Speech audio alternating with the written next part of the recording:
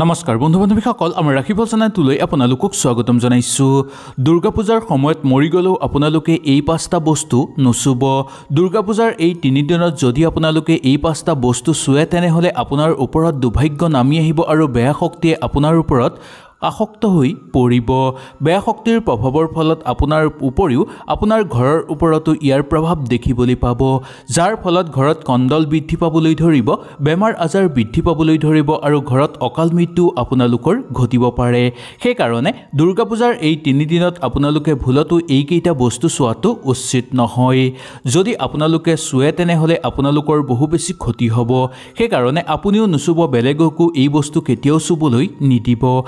তেনেহ'লে কি বস্তু আমি দুৰ্গা পূজাৰ সময়ত চুব নালাগে সেই বিষয়ে এই ভিডিঅ'টোৰ যোগেদি সুন্দৰভাৱে জানি লওঁ। ভিডিঅ'টো ভাল লাগিলে লাইক এটা কৰি আমাৰ মনোবল বঢ়াব আৰু আপোনালোকৰ বন্ধুবৰ্গৰ লগত শ্বেয়াৰ কৰি তেওঁলোককো উপকৃত কৰিব। মা দুৰ্গাৰ আগমনৰ লগে লগে আমাৰ ঘৰৰ পৰিৱেশ পবিত্ৰ হৈ পৰে। মাৰ আগমন হোৱাৰ লগে লগে দেৱী পক্ষ আমাৰ ঘৰত আগমন হৈ পৰে বা দেৱী পক্ষৰ আৰম্ভ হয়। ইয়াৰ লগে লগে দেখিবলৈ পোৱা যায় যে আমাৰ মন আনন্দিত হৈ পৰে আৰু আমাৰ চাৰিওফালে পৰিৱেশ পবিত্ৰ হৈ পৰে। পূজাৰ আৰম্ভ হোৱাৰ লগে লগে মন উখল মাখল হৈ পৰে, সকলো দুখ কষ্ট আমাৰ দূৰ হৈ পৰে আৰু মাৰ আশীৰ্বাদ আমাৰ ওপৰত সদায় থাকে, যাৰ ফলত মাৰ আশীৰ্বাদ আমি সদায় লাভ কৰিবলৈ সক্ষম হওঁ। এই ক্ষেত্ৰতেই দেখিবলৈ পোৱা যায় যে মা আহি আমাৰ ঘৰত আহি বাস কৰে, যাৰ ফলত আমাৰ জীৱনত চলি থকা সকলো দুখ কষ্ট আমাৰ জীৱনৰ পৰা দূৰ হৈ পৰে। কিন্তু কেতিয়াবা আমি এনে কিছুমান ভুল কৰোঁ যাৰ ফলত মা দুৰ্গাৰ খং উঠিব আৰু আমাৰ ঘৰৰ পৰা গুচি যাব। ইয়াৰ বাহিৰেও আমাৰ ঘৰত থকা সকলো শুভ শক্তি ঘৰৰ পৰা নোহোৱা হৈ পৰিব, ঘৰত বেয়া শক্তিয়ে ঠাই ল'বলৈ ধৰিব। সেইকাৰণে দুৰ্গা পূজাৰ সময়ত আপোনালোকে এই পাঁচটা বস্তু কেতিয়াও চোৱাটো উচিত নহয় বা মৰি গ'লেও আপোনালোকে নুচুব। দুৰ্গা পূজাৰ এই 3 দিনত যদি আপোনালোকে ক'ৰবালৈ ওলাই যাওঁতে বা দুৰ্গা পূজা চাবলৈ যাওঁতে যদি ৰাস্তাত চুলি পৰি থকা দেখা পায় তেনেহ'লে সেই চুলিৰ ওপৰেদি আপোনালোকে কেতিয়াও পাৰ হৈ নাযাব বা সেই চুলিত আপোনালোকে কেতিয়াও ভৰি বা হাত নলগাব। ভুলতে যদি আপোনালোকৰ হাত ভৰি লাগি যায় তেনেহ'লে ইয়াৰ ফলতো আপোনালোকৰ অশান্তি নামি আহিব জীৱনলৈ। যদি আপোনালোকে জানি শুনি ওপৰেদি পাৰ হৈ যায় বা হাত বা ভৰি আপোনালোকে লগায় তেনেহ'লে আপোনালোকৰ জীৱনলৈ দুৰ্ভাগ্য নামি আহিব, কাৰণ এইকেইদিন বেয়া শক্তিৰ প্ৰভাৱ বৃদ্ধি হৈ থাকে। মাৰ আগমনৰ লগে লগে যেনেকৈ ঘৰৰ পৰিৱেশ পবিত্ৰ হৈ পৰে আৰু আমাৰ পৰিৱেশ সুন্দৰ হৈ পৰে, তেনেকৈ বেয়া শক্তিৰো প্ৰভাৱ বৃদ্ধি পাই থাকে এইকেইদিনত। কোনো লোকে বেয়া কৰ্ম কৰি সেই চুলি ৰাস্তাত পেলাই থ'ব পাৰে আৰু কাৰোবাৰ কাৰণে পেলাই থোৱা চুলি যদি আপোনালোকৰ ওপৰেদি পাৰ হয় বা আপুনি যদি সেই চুলিৰ ওপৰেদি পাৰ হৈ যায় তেনেহ'লে সেই বেয়া কৰ্মৰ প্ৰভাৱ আপোনাৰ ওপৰত পৰিবলৈ ধৰিব। ইয়াৰ ফলত আপোনাৰ বাদেই আপোনাৰ ঘৰৰ মানুহৰ ওপৰতো ইয়াৰ প্ৰভাৱ পৰিবলৈ ধৰিব, যাৰ ফলত ঘৰত দুখ দৰিদ্ৰতা বৃদ্ধি পাবলৈ ধৰিব, ঘৰত বেমাৰ আজাৰ হ'ব আৰু ঘৰত অকাল মৃত্যু আপোনালোকৰ ঘটিব পাৰে। সেইকাৰণে এই ক্ষেত্ৰত আপোনালোকে খুব সাৱধানতা অৱলম্বন কৰিব। পূজাৰ এইকেইদিনত যদি আপোনালোকে ৰাস্তা দি যাওঁতে বা ৰাস্তা আপোনালোকে পাৰ হওঁতে যদি শুকান জলকীয়া ৰাস্তাত পৰি থকা দেখা পায় তেনেহ'লে সেই জলকীয়া আপোনালোকে কেতিয়াও হাতেৰে বা ভৰি নুচুব বা হাত বা ভৰি আপোনালোকে লগোৱাটো উচিত নহয়। কেতিয়াও সেই জলকীয়াৰ ওপৰেদি আপোনালোকে পাৰ হৈ নাযাব। এনে কৰিলে আপোনালোকৰ ওপৰত বেয়া শক্তিৰ প্ৰভাৱ বৃদ্ধি পাবলৈ ধৰিব। কোনো লোকে বেয়া কৰ্ম কৰি কাৰোবাৰ কাৰণে পেলাই থ'ব পাৰে আৰু সেই বেয়া কৰ্মৰ প্ৰভাৱ আপোনাৰ ওপৰত পৰিব পাৰে, যাৰ ফলত আপোনালোকৰ ঘৰত কণ্ডল বৃদ্ধি পাবলৈ ধৰিব আৰু আপোনালোকৰ জীৱন অশান্তিময় হৈ পৰিব বা আপোনালোকৰ জীৱন ধ্বংস হৈ পৰিবলৈও ধৰিব। দুৰ্গা পূজাৰ এই 3 দিনত আপোনালোকে এই বস্তুৰ ওপৰেদি কেতিয়াও পাৰ হোৱাটো উচিত নহয় বা ৰাস্তাত দেখিলেও আপোনালোকে বেলেগ মানুহকো তাৰ ওপৰেদি পাৰ হৈ যাবলৈ নিদিব।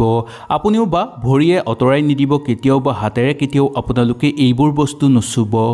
দুৰ্গা পূজাৰ এই 3 দিনত যদি আপোনালোকে ৰাস্তাৰ ফালে ওলাই যাওঁতে নাইবা পথাৰৰ ফালে ওলাই যাওঁতে বা কোনো গছৰ তলত যদি ৰঙা ৰঙৰ বা তেজ লাগি থকা কাপোৰ আপোনালোকে দেখা পায় তেনেহ'লে সেই কাপোৰৰ ওচৰলৈ আপোনালোকে যোৱাটো উচিত নহয়। সেই কাপোৰত আপোনালোকে হাত বা ভৰি নলগাব বা তাৰ ওপৰেদি আপোনালোকে কেতিয়াও পাৰ হৈ নাযাব।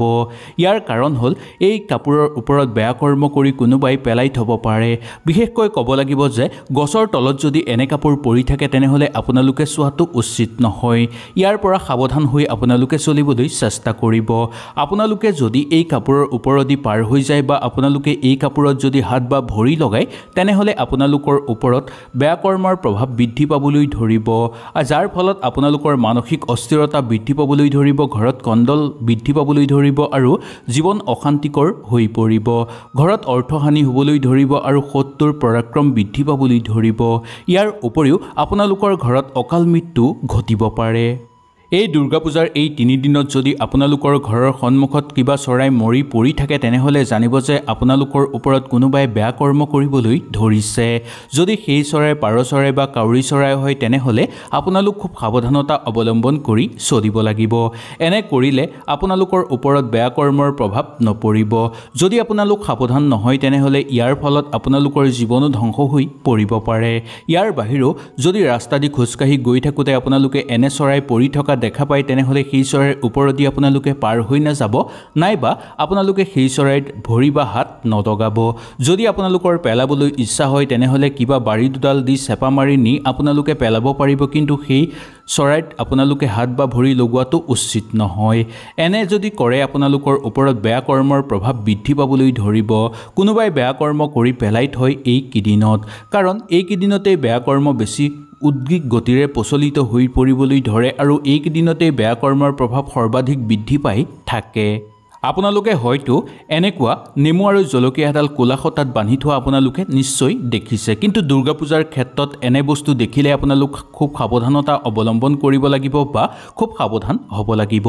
যদি আপোনালোকে কৰবালৈ ওলাই যাওঁতে ৰাস্তাই হওক বা আপোনালোকৰ ঘৰৰ সন্মুখতেই হওক বা বেলেগৰ ঘৰত প্ৰৱেশ কৰোঁতেই হওক এনে যদি ৰাস্তাত পৰি থকা আপোনালোকে দেখা পায় তেনেহলে সেই বস্তুৰ ওপৰেদি পাৰ হৈ নাযাব বা আপোনালোকে হাত ভৰি কেতিয়াও নলগাব এনে কৰাটো বহু অশুভ বুলি মনা গৈছে শাস্ত্ৰৰ অনুসৰি বিশেষকৈ দুৰ্গা পূজাৰ এই 3 দিনত এই বস্তু দেখাটো বহু অমংগল বুলি মনা গৈছে এই বস্তুৰ ওপৰেদি যদি আপোনালোকে পাৰ হৈ যায় নাইবা আপোনালোকে যদি হাত বা ভৰি লগায় তেনেহলে আপোনালোকৰ বহু বেছি ক্ষতি হ'ব পাৰে এইবোৰ বেয়া শক্তিৰ আধাৰ বুলি মনা গৈছে আপোনাৰ কাৰণে ই হ'ব বহু বেছি ক্ষতিকাৰক সেই কাৰণে এই বস্তুৰ ওপৰেদি আপোনালোকে পাৰ নহব বা আপোনালোকে হাত ভৰি নলগাব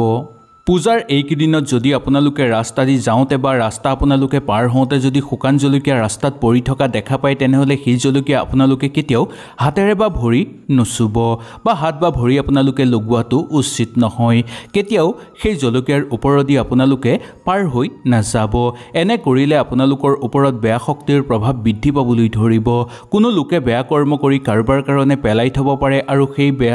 বেয়া কৰ্মৰ প্ৰভাৱ আপোনাৰ ওপৰত পৰিব পাৰে যাৰ ফলত আপোনালোকৰ ঘৰত কণ্ডল বৃদ্ধি পাবলৈ ধৰিব আৰু আপোনালোকৰ জীৱন অশান্তিময় হৈ পৰিব বা আপোনালোকৰ জীৱন ধ্বংস হৈ পৰিবলৈও ধৰিব